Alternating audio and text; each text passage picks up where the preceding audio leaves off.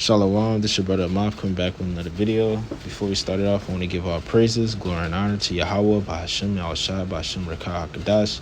Double honors to the apostles and elders and great millstone who rule well, prophet, and teaching is truth. Peace, blessings, and salutations to the elect who is scattered amongst the nations, who may live like the other heathen nations, going back to the bloodline of Abraham, Isaac, and Jacob, who are the so-called blacks, Latinos, and Native Americans that we know today, being that speckled bird. And I want to title this video, There Is No Free Will, according to the Bible. And, a lot of people think that we have free will in this world that we do on a daily basis from day to day without knowing that there's a more higher power, controlling and directing our steps on a daily basis. And I want to show through the scriptures and precepts that, that everything is done through the Heavenly Father's will. And I want to start it off in Proverbs 20 and verse 24. And it says, "A man goings or of Yahweh, how can a man then understand his own way?" So the things that we do on a daily basis, is all through Yahweh will, Yahweh Ratazah. Everything is done through his will. He set up everything for us, and he directs our paths on a daily basis.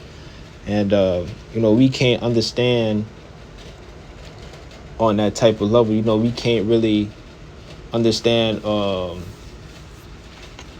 what he have in store for us. But the only thing we could do is just, do his will. I want to go to Proverbs 16 and read verse 9. And it says, "A man's heart deviseth his ways, but Yahweh directed his paths." So, we probably might, want to plan something in the future or have, things set up in store for a later date, not knowing that, Yahweh have other plans for us. We might want to go out to the park and, do this and do that.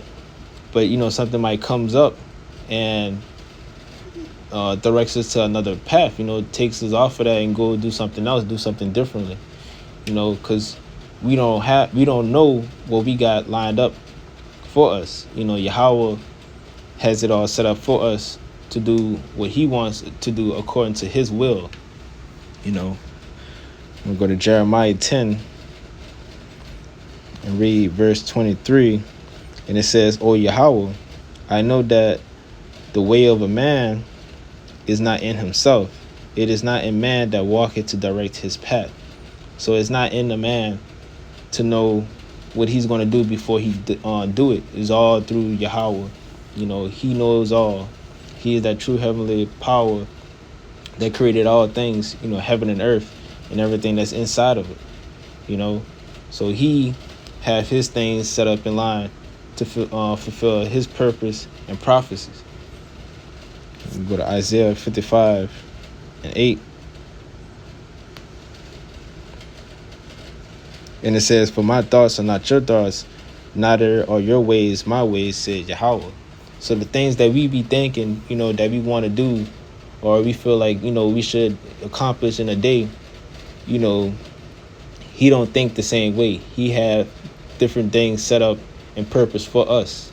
He has something that's way better for us, or to do that would fulfill his ways and his will and his prophecies that's got going on. Everything is set up in order for him. If we have our own free will, we could do whatever we want to do, and it wouldn't make no sense for us to for him to rule over us, because he can't really control the things that we do. Because that's why he's the Heavenly Father and he's the heavenly power. Through him all things were made. He knows everything. He puts all these things in store and lined up for us, for our will. For his will and for our purpose. I want to go to Job 33, and I want to read 15 all the way down to 17. And it says, "For my thoughts are not your thoughts, neither are your ways my ways, said Yahweh. So the things that we be thinking, that we want to do, or we feel like, we should accomplish in a day, he don't think the same way. He have different things set up and purpose for us. He verse 15. It says, in a dream, in the vision of the night, when deep sleep followed upon man and slumber upon the bed, then he opened the ears of man and settled their instructions, that he may withdraw man from his purpose and hide pride from man. He keepeth back his soul from the pit and his life from perishing by the sword.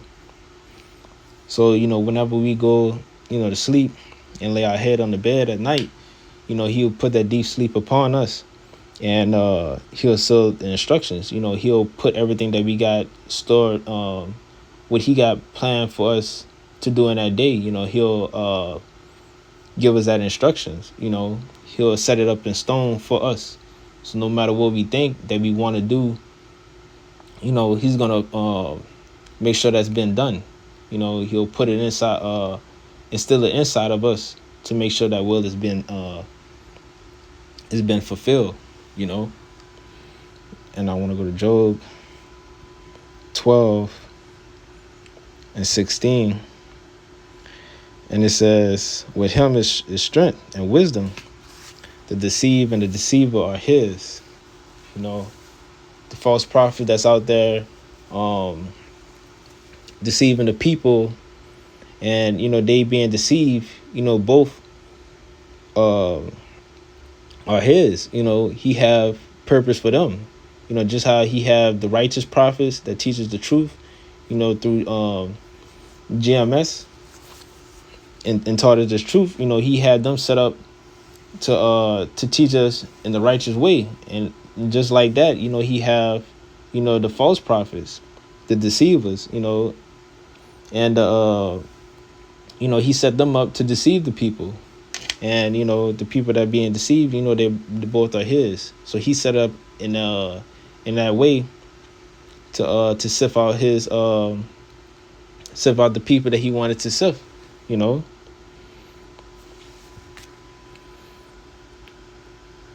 want to go to Proverbs 21 and 1.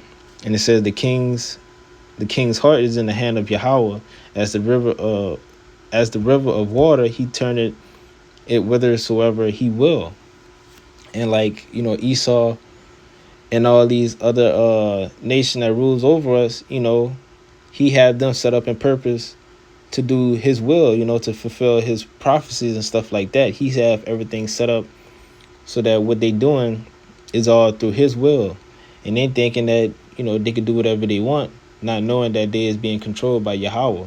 He got them in the trick bag, making sure they do everything that pleases him in his will, making sure everything is being fulfilled, because they don't have no, free will in this world.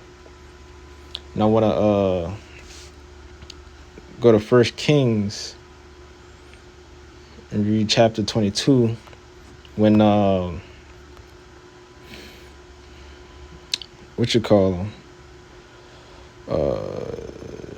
Proverbs 22 and 19, when Ahab was deceived to go to Ramoth Gilead. And it says, this is 1 Kings 22 and 19, and he said, hear thou therefore the word of Yahweh. I saw Yahweh sitting on the throne, and all the hosts of heaven standing by him on his right hand and on the left hand, on his left. And Yahweh said, who shall persuade Ahab that he may go up and fall at Ramoth Gilead? And one said on this matter, and the other said on that matter. And there came forth a spirit and stood before Yahweh and said, I will persuade him. And Yahweh said unto him, wherewith? And he said, I will go forth, and I will be a lying spirit in the mouth of all his prophets. And he said, thou shalt persuade him and prevail also. Go forth and do so. Now therefore, behold, Yahweh hath put a lying spirit in the mouth of all thy prophets, and Yahweh has spoken evil concerning thee. So as you can see, Yahweh put that lying spirit to go out and persuade the king Ahab to go out to Ramoth, so that he may so he may fall by the sword, in that battle, because if you read on down, he had put on a cloak to disguise himself. And when he had went into battle, he was smote by an arrow. Let's read. Let me see.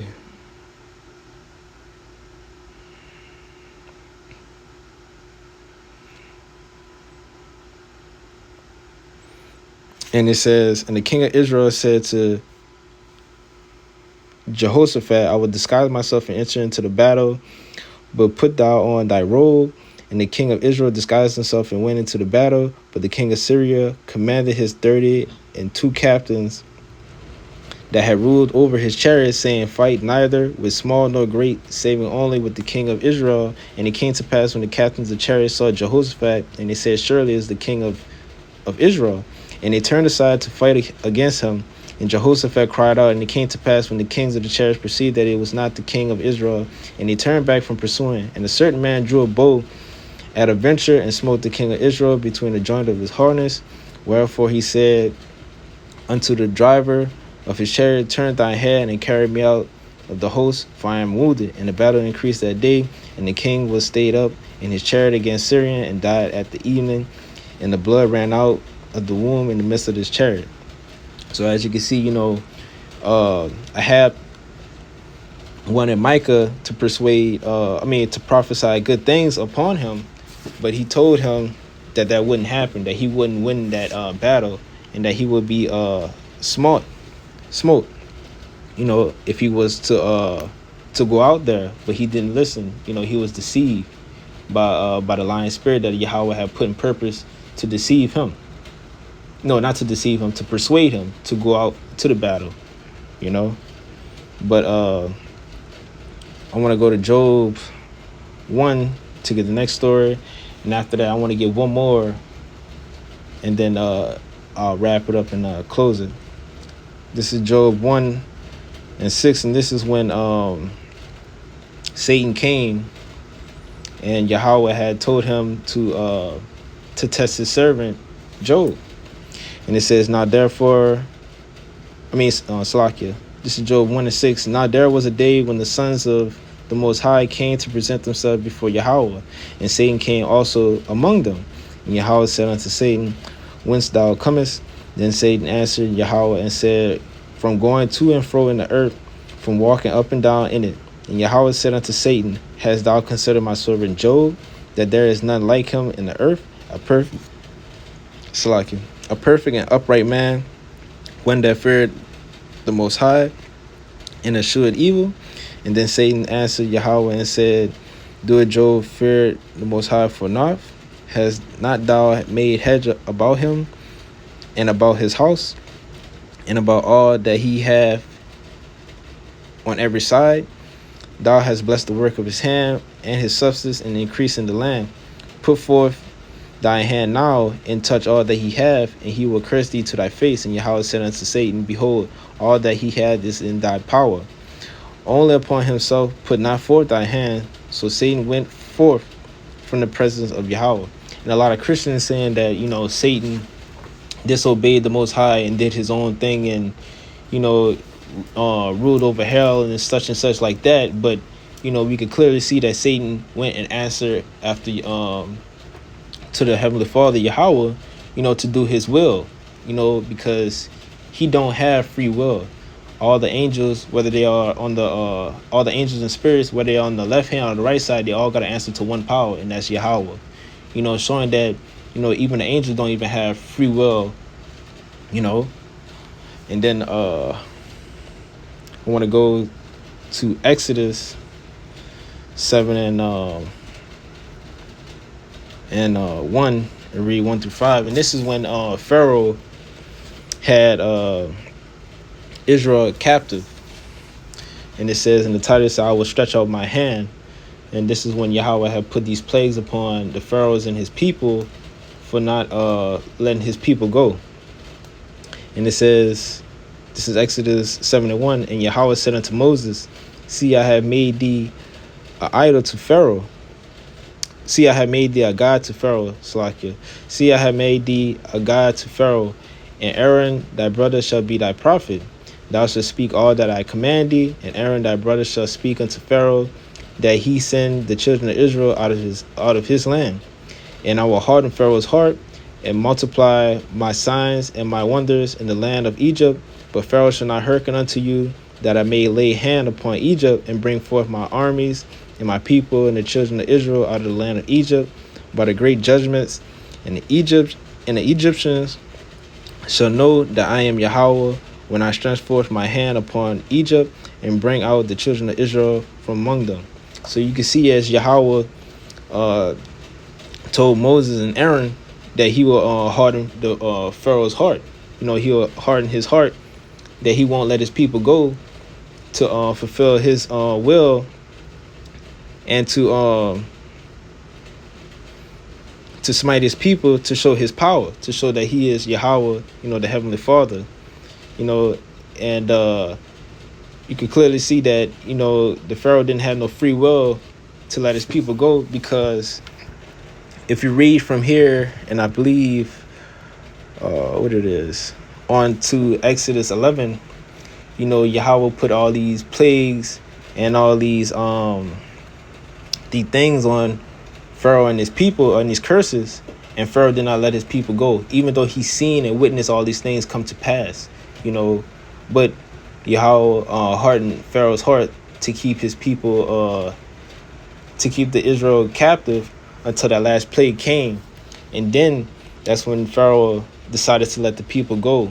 But he did that so he could smite the people. And then a couple of chapters, it was 2 chapters after that, that's when he had the Passover, and he smote the Pharaoh's firstborn sons and all the firstborns of the people. He did all these things to show his power, to show that he's, the true Heavenly Father, and that he do all these things, to what it is, to make his name famous among all the people, to let it be known, that he is Yahweh. But we could clearly see that, there's no free will according to the Bible, and everything that is being done to fulfill Yahweh's will, and to fulfill all the prophecies that is being brought forth. But Lord willing, this video was edifying. I want to give all praises, glory, and honor to Yahweh, Bahashem, Yahushua, Bahashem, Rekah HaKadosh, double honor to the apostles and elders and great millstones who were prophet and teaching this truth. Peace, blessings, and salutations to the elect who are scattered amongst the nations, being that speckled bird, going back to the bloodline of Abraham, Isaac, and Jacob, who are the so-called blacks, Latinos, and Native Americans. And with that, I'm going to say shalom.